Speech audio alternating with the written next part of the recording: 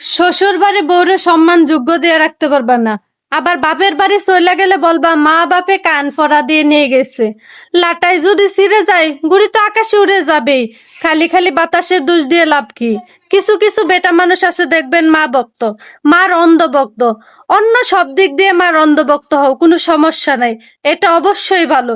কিন্তু বউকে সাইজ করার জন্য মাঝে তোমার কাছে সত্যি মিথ্যা কয়ে কয়ে নালিশ করবে, বউকে তোমারে দিয়ে সাইজ করাবে, আর তুমি মার কথা বিশ্বাস করে বউকে শাসন করবা, বউয়ের গায়ে হাত দিবা, বউরে গালিগালাজ করবা।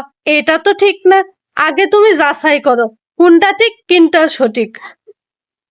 শুনো, মায়ের জাতি হিংসুটে, চাওয়ালের কামাই বৌতি খায়, এটা শাশুড়ি মাইনা নিতে পারে না। তাহলে চাল বিয়ে দেও কে? সারা জীবন চাউলের কুলের মধ্যে রাখবা, তোমার চাল তুমি কুলের মধ্যে রাখবা।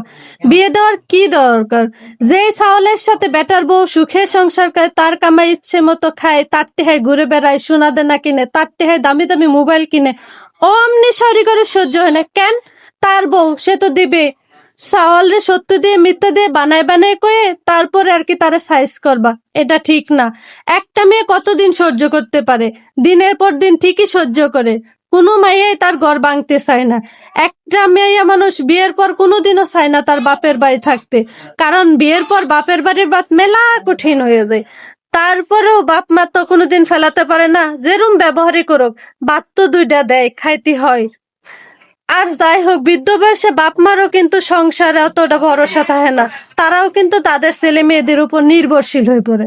তাদের দুইটা রান্দা দেয়, তারা খায়। এরপরও যদি বিয়েদারি মাইয়া তার বাড়িতে দুইটা চাউল নিয়ে পড়ে থাকে, তাদের কিন্তু ভালো লাগে না। সহজে কোনো মেয়ে চায় না তার সংসারটা ভাঙুক, কিন্তু কিছু কিছু মেয়েরা বাধ্য হয় সংসার ছাড়তে, তারা টিকতে পারে না।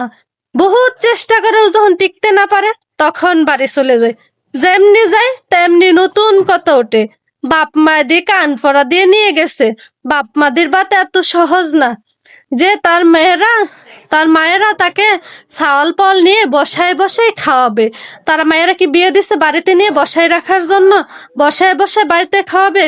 কোনো বাপ মাই চায় না যে তার এর সংসারটা ভাঙ্গা যাক, বাড়িতে এসে বসে থাক।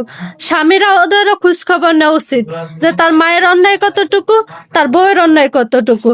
বেটিরা রেশারেশি হয়ে বউকে বাড়ি থেকে বের করে দিবে, সাহলের বদনাম করে করে রাগায় দিয়ে বেটার বউয়ের উপর খাওয়া দিয়ে কি শান্তি যে পায় এই শাওরিরা, তারাই ভালো জানে। এই সমস্ত না করে এই যে জোর আছে না হাত পায়ে মাজায়, এই জোরও একদিন থাকবে না। সংসারে অশান্তি না করে সাওয়াল বেটার বউ নাতি পুতি নিয়ে সংসার করো সুখে, তাহলে ভালো থাকতে পারবা। এমনিও ভালো থাকতে পারবা, বুড়া বয়সেও ভালো থাকতে পারবে।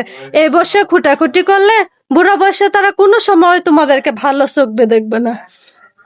তোমরা যদি তাকে মেয়ের মতো দেখো, তাহলে তারা বুড়া বয়সে তোমার মা বাপের মতো সম্মান করবে। ভালো ব্যবহার করলে ভালো পাইবা, আর খারাপ ব্যবহার করলে খারাপ পাইবে, এটাই হয়ে আসতেছে।